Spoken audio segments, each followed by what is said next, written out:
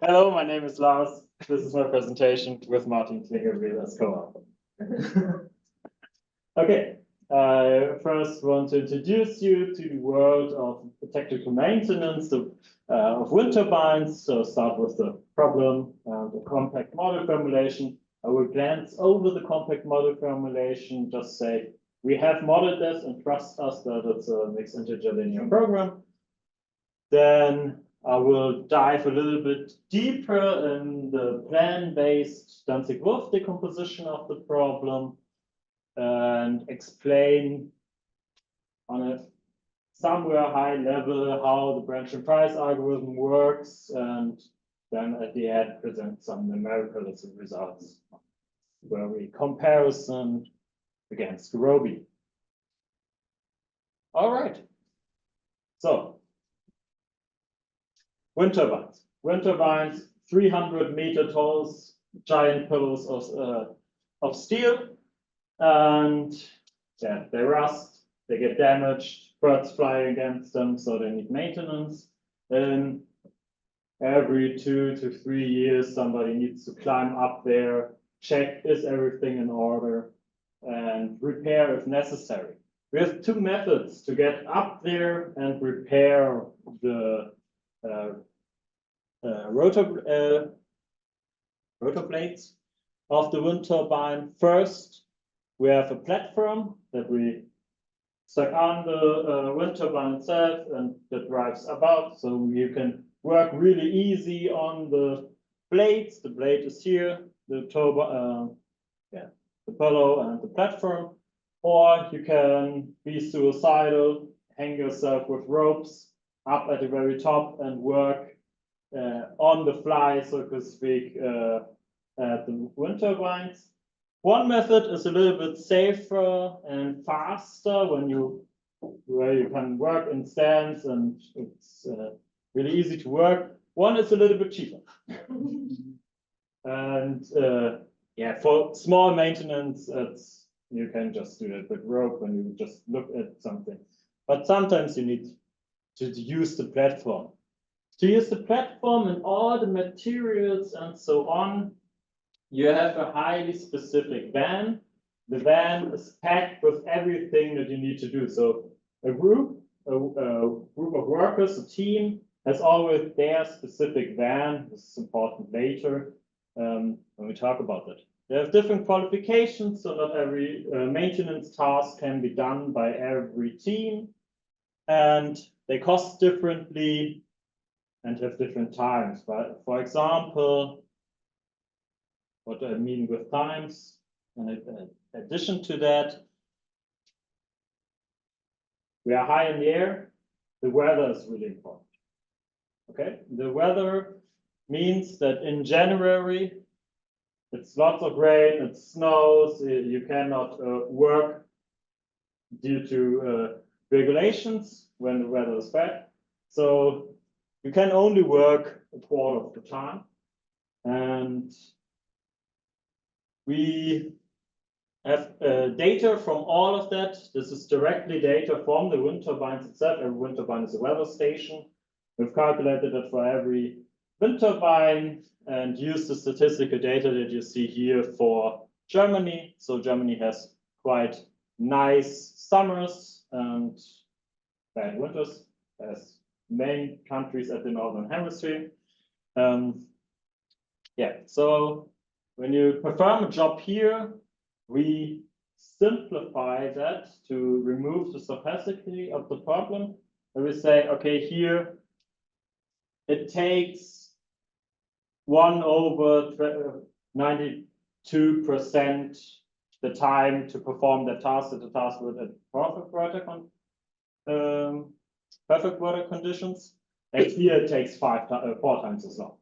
So we just calculated that, and we also add the cost factor for that. So we say when the people are idling in the van, it's not as costly, but still costly as when they're working actively. So we use the weather-related working probabilities to calculate specific times that this needs to do the task, the maintenance task on the wind turbine. and a specific cost factor for that task. So it's time dependent when we operate a test. All right? Yeah.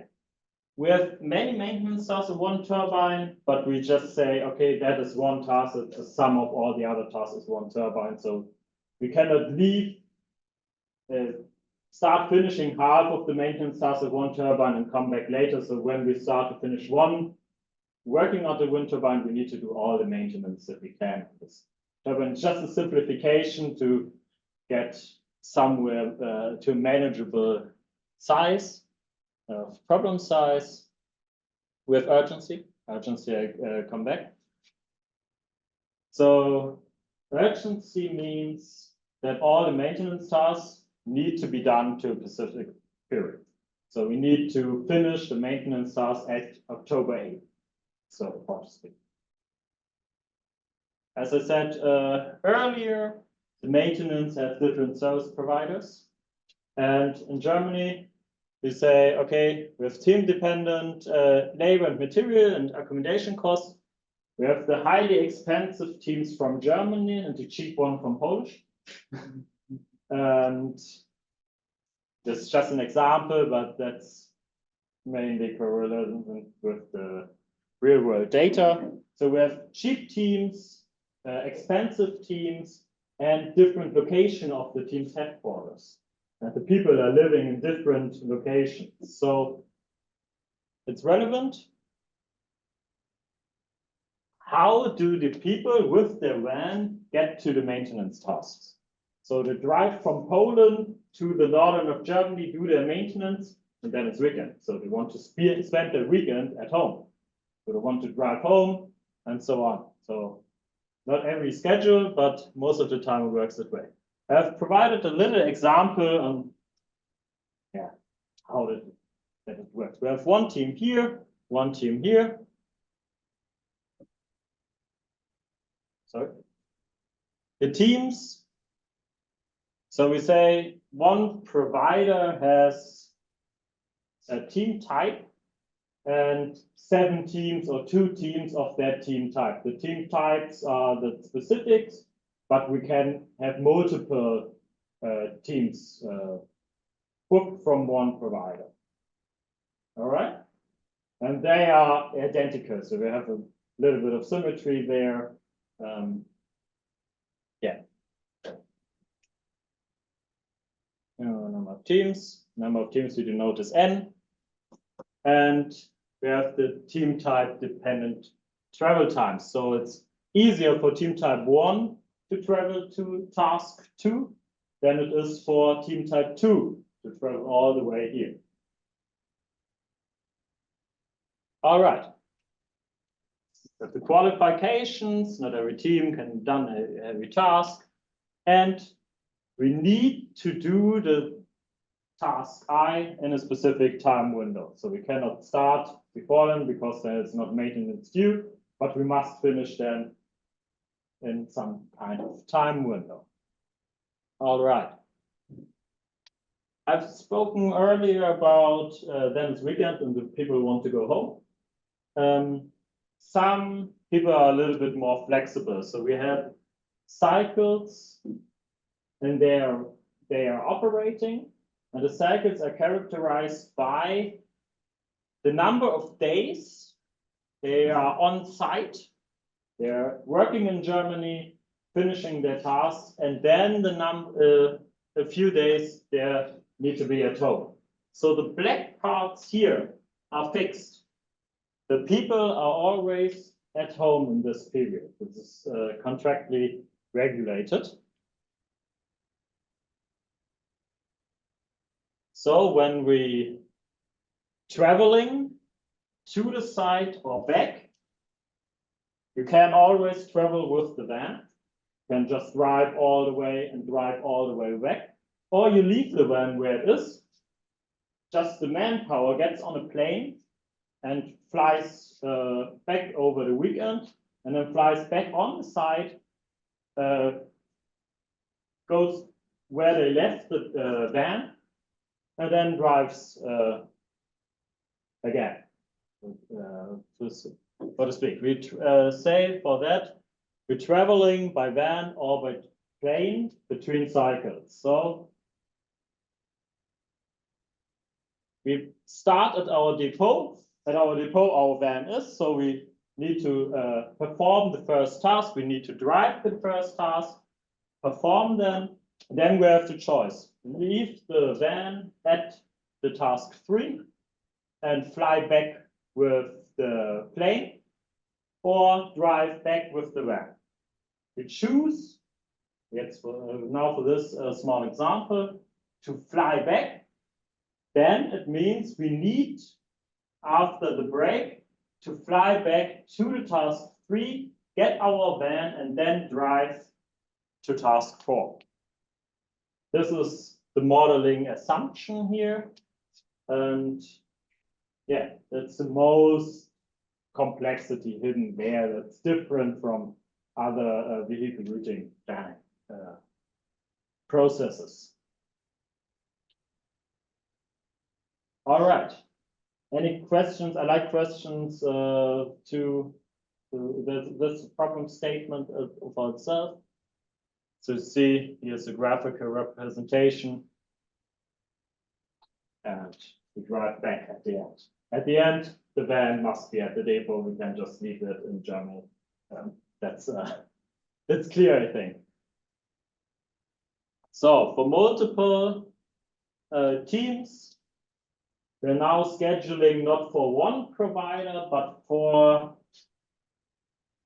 a provider with deals with other providers. That is some kind of a meta scheduling that says, okay, this provider maintenance the tasks 3, 4, and 5, and we have a schedule for that, so it's possible for that provider, and the other provider schedules these 2 tasks.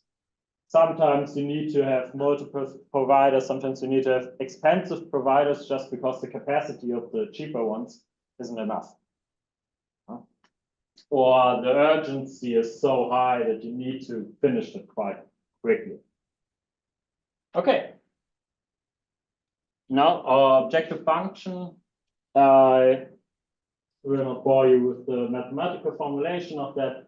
It's a huge model with, I think Martin has put 30 constraints or so and bunch of variables and so on. But for me, yeah, we want to minimize the costs that are provided by labor, by the material itself. So we said, okay, when we use the platform, you can work efficiently. When you use with rope, we have a little bit more cost, and the better downtime costs with the nice curve that we saw earlier.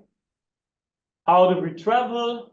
And when we are on site, we need to book hotels. So some clients have higher standards from Germany, or not so high standards from Poland. It just also accumulates in costs when you're just on site and not working, but they're in a different country, they need housing and they need beverage and so on. So it's highly team type dependent. A little bit of math. Every operation is done exactly once. That's quite easy. But it is recurrent. We will see that again. So I just showed you one equation, and the rest of the equations I didn't give. Just for repeatance, we have every team type and many. We have work time regulations. So one team cannot work 20 days at one on site, so it just can work 7 days, then 3 days pause, then work 7 days, and so on. Qualifications, time windows, routing constraints. We cannot teleport. We need to drive with the van on streets that are existing and not somewhere jumping from so on. And scheduling constraints. So when a team type is Here, they cannot be variables. So, and the special kind of constraint, the synchronization, when we leave one consecutive cycle by plane, we also must arrive by plane. We cannot just use another van. Our van is in Germany and we want that van. Or when we leave by van, we cannot choose to fly by plane because we need our van. So we need to synchronize the specific cycles of the teams. Okay, this is quite hard to solve.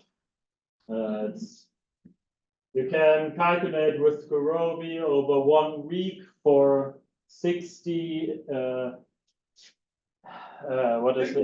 for 60 tasks, and Gurobi has a gap of 30% or so with cuts and so on. It's really not easy to solve. It has terrible IP relaxation and thousands of nodes in the branch and bound form. So what do you do when you see a weak IP relaxation, many nodes and so on? You apply Dantzig-Wolfe decomposition and say, okay, Dantzig-Wolfe decomposition leads to potentially stronger lower bounds. For those of you who don't know what Dantzig-Wolfe decomposition is, I will talk about that in a minute a little bit more, but now it's just a method to solve these problems potentially. The problem of the Dantzig-Wolfe decomposition is you have exponentially many variables. Really crazy how many variables that model has. So you calculate the variables on the fly. You just say we start with no variables at all in our model, and then we add a variable that seems promising and so on and so on. So you just calculate with a subset of all variables without losing the proof of optimality. The method is called column generation. We are down to 300 nodes with this method, not 1,000. It's getting low. That's nice. Okay, Dantzig-Wolfe decomposition. I don't know if you saw anything like that. This is called a coefficient matrix representation. So we have numbered our constraints and our variables. And when a variable is in a constraint or not, the pixel is blue. So the variable 1 is in these all constraints, so to speak. And Dantzig-Wolfe decomposition takes blocks of the constraints and the variables and say, okay, the variables are only independent. You see, the variables are only independent by itself. So the variables here have nothing to do with this except for these little constraints. So this is what we call the connecting constraints that are so what, like all tasks had to be done once. This is something that would be here. Every task variable is in that constraint. It's just a huge sum. But every time you have a for all I or so, then you have blocks. And this, you see here, is now one team type is independent from what other team types does. When one team type has their van somewhere that does not interchange with the second team type. But what we see here, these blocks are connected by the cycles. When you leave one team type at one cycle with the plane, it directly interferes with the decision for the next team type cycle, because then you can only arrive. So you have some connections between them, and we choose that this is not so nice because it leads to this problem is quite hard to solve for one calculate the root for one entire team type, so to speak. So the consecutive team type cycles are linked. And we broke that with, I need to drink something, sorry. And we broke that with a Lagrangian decomposition type. Yeah. Let's just speak. We'll talk about that later. So what we do is we just say, okay, we copy these variables that are in different team type cycles. So we copy the variable that takes the decision which transportation is needed. And we say, okay, this has a variable for that decision, and this has a variable for that decision, and the variables have to be equal. Now you have wonderful independent little blocks that you can easily calculate, and a little bit more of the connecting constraints where just say, okay, this needs to be equal. Okay, we have calculated that and that in a master thesis and made a little bit of comparison. You lose a little bit of the AP relaxation value when you do some kind of decomposition like that, because you have a little bit more wiggle room, so to speak. But it's really, really small. And it's much more easy to calculate. So we went with the second option. Okay, I want to show you the notation of the so-called master problem. First, we have a set of all feasible tours for one cycle. So a week of one team type perfectly planned, every week that you can possibly imagine. So first start with task 3, then task 5, or the other order. Imagine that you knew all of the feasible tours. That is tremendous, what you need to calculate for that. But you don't need to calculate every order, so it's good. Then you have, when you have all the feasible tours for 1 week for a team type, then you know also how costly it is. How do you arrive at the first task? Do you choose to arrive with a bus or with a plane? How did you leave this tour? Bus or van or plane? And what tasks are in this tour? So you have all these informations when you know all feasible tours. Also, you need to know which airport you're at, but that's it. So then, after you know everything, it's like a Laplace demon. You know everything, and then you model it after that. You can minimize the cost. You can say, okay, we need to choose a tour that contains the task I for every task. So every task needs to be covered exactly once. We cannot choose more tours than we have teams in parallel for a team type cycle. And now we come to our copied variable. So we know that for each team type cycle, which is the means of transport in and to and back from, yeah, thanks. And we just say, okay, we introduce a new variable that is 1 if we depart from that task with plane or with van. And then this new variable, we can just plug in here, we can just plug in here, and it needs to be consistent with the variable that we're reconstructing.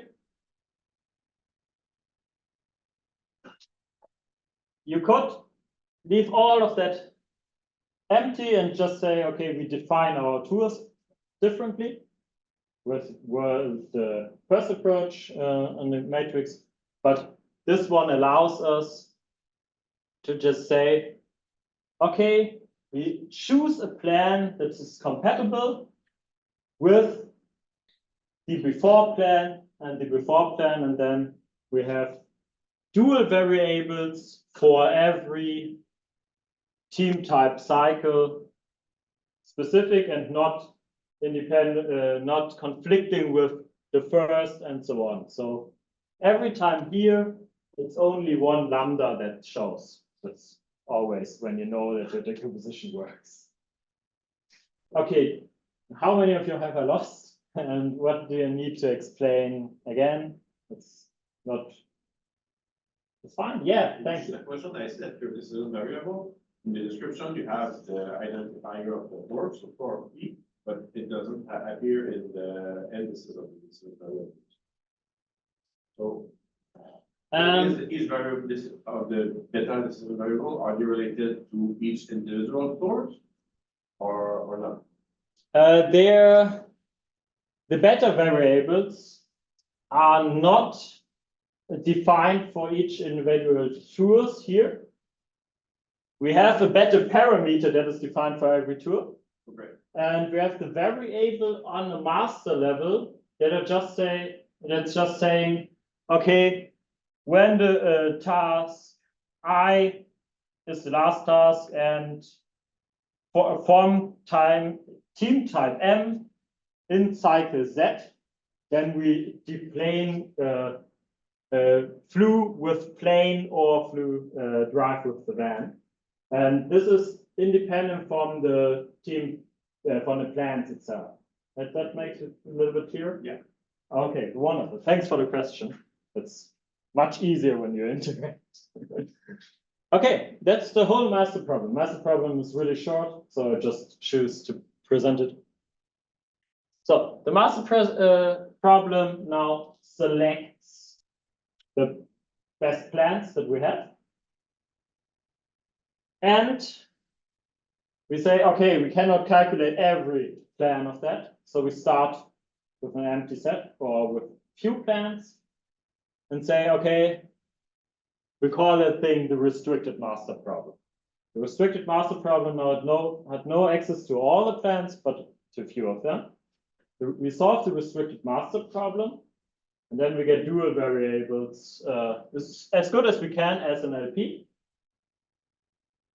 After we solve that, we solve that classical, so that's just the constraint. So we solve that as an LP with the limited number of plans that we have. And then we get dual variables from the constraints where the plans are in, from the lambda variables. And with these dual variables, we cannot construct a pricing problem that uses the information and say, okay, just search for a variable, just as in the simplex algorithm, which has negative reduced costs under the assumption that it represents a feasible tour. And this is a simple myth. So you can just calculate the most reduced cost, and if no variable with the most reduced cost lower than 0 exists, then you're finished. You're finished in your simplex algorithm and you're finished in the column generation. So the objective for the pricing problem is it needs to generate feasible plans, so we have constraints for that, and it needs to calculate the reduced costs of a variable, so we use the dual variables of the master problem for that. This is a very watered down branch and price algorithm schematic used for teaching, and I thought maybe it's a little bit easier. We initialize our algorithm, we see if there are any unexplored nodes. Yeah, the root node is still unexplored. So we solve the restricted master problem. When we don't have any plans at the beginning, we use Farkas multiplier and we use the Farkas lemma to systematically destroy the proof of infeasibility. But we just assume we have some patterns to start with. Then we run the first heuristics of the pricing problems. When I find something, great, put them in the master problem, calculate the master problem again, use the new dual variables and get faster through the algorithms. Why not use the second heuristic? Most of the time we have multiple heuristics that are just complementary. So some of them takes a little bit longer, but find better solutions or not. In this case, the algorithms are subset from each other. So the algorithm number 2 has a strictly greater solution space than the algorithm number 1, but that's just if you're interested in it. And at the end, we use an exact algorithm to prove there is really no column and to get a valid lower bound of the original problem. We get a valid lower bound. Maybe we get even a feasible solution for the whole problem. We update the bounds, we branch and bound, and the rest is history. So we go through our nodes and we stop. So column generation is here, solves only the LP. Then we put constraints to and away. Okay, pricing problem, just one picture, little bit talk, nothing too fancy here. It's a simple shortest path problem with elementary constraints on the one side, with time constraints, with resource constraint for the time itself. So it's an elementary shortest path problem with resource constraint, traditionally solved with the labeling algorithm. Labeling algorithm is very similar to all dynamic algorithms like Dijkstra and so on. So you start here, you calculate, okay, what are all possible neighbors? This is called the resource extension function. And then you create a label. It's just what happens. So it's a partial tour. And in each node, you calculate, okay, when there are different labels, maybe one dominates the other. So it's all feasible extensions of one tour are also feasible extensions from the other tour, but the other tour is a little bit cheaper, so we can discard the first one. So this is the basic idea of the labeling algorithm, and this is much faster for such structured problems than the mid-solver we tried. And yeah, just wanted to show you the graph representation. You see it's also shows at a graphical level the decisions that are made, that you see, okay, here, where do we fly, where do we pick up our bus, and which means of transportation do we choose to get back to our home. And yeah, the order of them, of the tasks are provided. It's coded in C++ with the Boost library. It's really not that complicated. If any of you have a problem with these structures, I would love to talk about it. It's easy enough to implement and just learn something from that. Yeah. Now, we have thought about that really long. Does it help? We calculated around 500 or 480 instances on our cluster at the university. We used the newest GERAD solver and our own branch and price algorithm implementation. It's implemented with the SCIP framework, which is provided by the SUSE Institute in Berlin. It's an open source framework, so please use it. It's really nice to get started with branch and price. Yeah, we provided a 2 hours time limit just to see, is this problem solved or not, and how long did it take? And then we see, okay, not every time we get a primal and dual bound, and most of the time, GERAD doesn't find a primal bound. It's That's the hugest number here. But we have 390 instances that we can compare for solution and gap. And this is what I want to do. So we focus now on the 398 instances for the numerical study.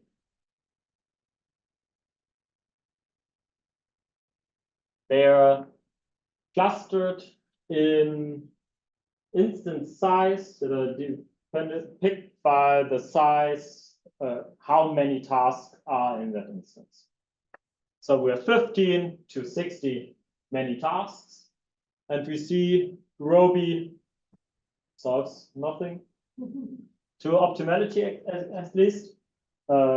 Takes a lot of time, and the branch in price solves to 30, relatively good. The data here is a little bit old. I think it's been 4 months since then. So we are now currently here with our, so it's a little bit better, but nothing too fancy. So it just takes the top here. You see the gap provided, it's much lower than the gap from the Roby. The Roby gap doesn't change when you calculate it longer. It's just really terrible to solve, even with cutting planes that we have added. But the reformulation is quite strong when you get down to 3% optimality gap. And it's not only the gap, it's also the branch and price algorithm finds a better solution at all for the problem itself. Even for the 60 instances where we have no proven optimal solution, we find a much better solution with a 3%. And when you can say, okay, our solution now is in the range of 3%, it's practically usable, other than, yeah, maybe you pay 20% less when you have a different solution. So, yeah. A little bit outlook of something. Most of that is already implemented, but not tested yet. Some speed up techniques for the labeling algorithm to bidirectional labeling is a huge part of the research currently. Decremental state space relaxation, where you add the integrality constraints, add the elementary constraints one by one and not all at the beginning. It's quite a good method for this problem. Yeah, some speed ups. Branching, I've implemented in my first week here to the end, where I used strong branching with pseudo-cost variability branching, and that works better than these ideas here. So I think that is finished now. And yeah, we need more than 418 instances just to go deeper in some corner cases and look at the numerics a little bit more. Martin is currently writing his thesis to that topic, so I think he will be going in the deep, and I will look over it and see that everything is correct. So I have a nice picture from Germany, and we're looking in the future. Thank you, and just ask and we'll talk about it.